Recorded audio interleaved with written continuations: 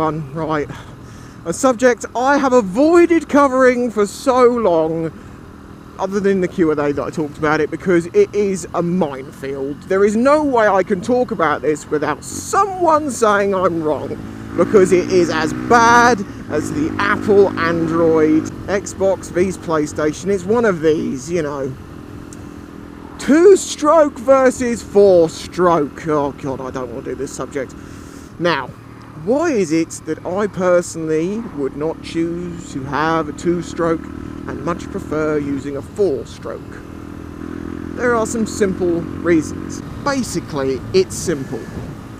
A 2-stroke engine, although it does produce more power for the cc of the engine, requires more maintenance. That is a given. Stopping in the middle of the road is probably not a sensible thing to do, you asshole! And that's because of the way the engine works.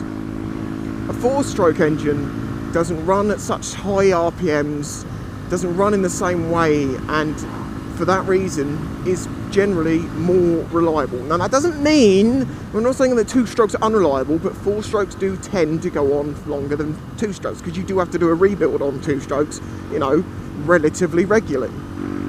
They are easier to work on, it is true, on a 2-stroke than it is on a 4-stroke. However, you still have to do the work, and it doesn't really make a difference. As long as you know how to do it, you know how to do it.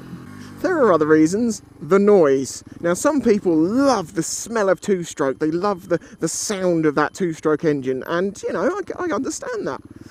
Now, for me, when I'm vlogging, I don't want that noise in the background. You know, I prefer the lower, slower, thumpier.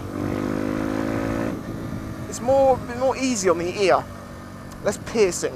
There is another reason why 2-stroke over 4-stroke is better, and this is all in relation to the road.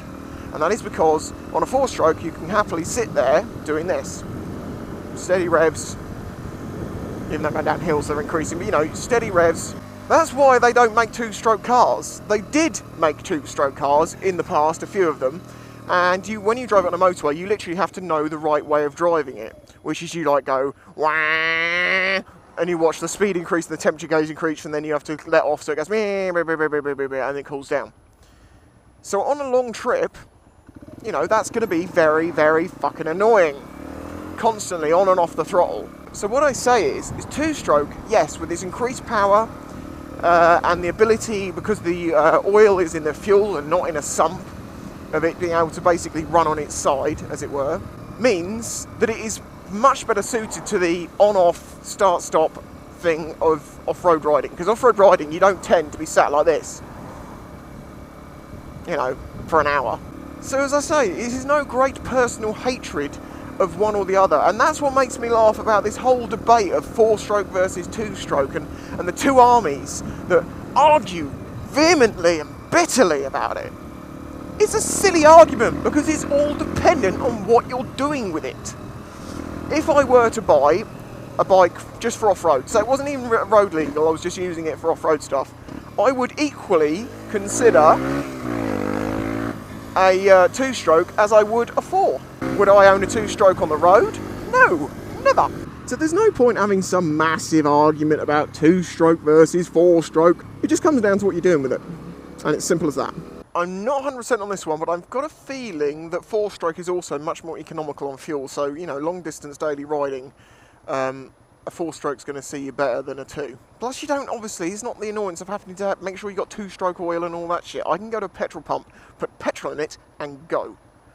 Yes, I know there are bikes out there with 2-stroke oil reservoirs, so you don't have to actually physically mix the fuel yourself, but you still need it, and that's just a little bit annoying. So as I say, there is no point arguing, you know, which one is better through personal opinion. There's no point arguing and saying who did what to who. Because as I say, the fact of the matter is it depends what you're doing with it and what your personal preference is. If you love 2-stroke so much that you're willing to put up with the downsides of using it on the road, then fine, do that. In the same way, if you're willing to outgo some of the benefits for an off-road bike and you go and get a 4-stroke, then again, that is fine. It is up to you. I have this belief that on YouTube there's a 2-word combination that should be blocked and it would solve so many arguments. And those 2 words are you should. Because that's how every comment starts, where someone starts putting their own personal opinion into something that someone else is doing. You should get, like I say people to me, you should get a 2-stroke. You should get a bigger bike. You should do this. You should do that. And sometimes, okay, it can be okay. You should go and touch that donkey. I agree wholeheartedly. I should touch that donkey. And I will, of course. But the ones that are like, you should get a bigger bike, they don't understand the situation of my life, and they may not be realising that this is real life, and I have the same problems in life as any of you, the same barriers that are stopping you from doing things. Fucking hell. Whether that's money, necessity, need, want, all of these things. So there you go. That is it. Now in the comments section, let the flame war begin! Okay, if I can get this brick to skim, will you leave me a like? Yeah, you think it's impossible to skim a brick? It's not. Yes! Other side.